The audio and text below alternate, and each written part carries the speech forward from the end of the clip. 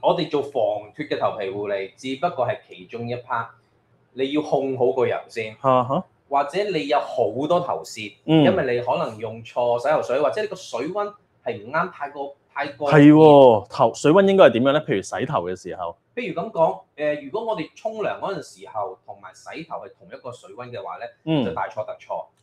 咁我之前都講過啦，譬如Ryan，你以前都係會用同一個水溫㗎嘛，係咪？係啊。咁啊，你唔會衰晒。你會唔會用塊面洗面同一個水溫同沖涼？唔會嘅喎，因為冇蓋㗎嘛。係啊。頭皮一樣，因為你個頭，我哋身有脂肪。所以你用可以熱啲嘅水，尤其是而家開始變凍，用熱啲嘅水係可以。但係咧擺喺個頭度咧就會好熱，同埋會偏乾。你有時唔較翻凍咧係懶啫，基本上係。但係正常嚟講咧係要，譬如你有好多人成日問我 Andy 邊一個水溫先係一個準則？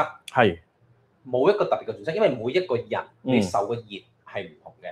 譬如咁樣講，如果譬如你係38度沖涼。咁我諗你可以咧較低4至5度，33、34度去洗頭，咁你就會好多。越涼嘅水其實佢個頭皮冇咁容易出油。係越熱嘅水佢就會同你講啦，主人好熱好乾，可以分泌多啲油。所以護髮之道同護膚之道一樣嘅，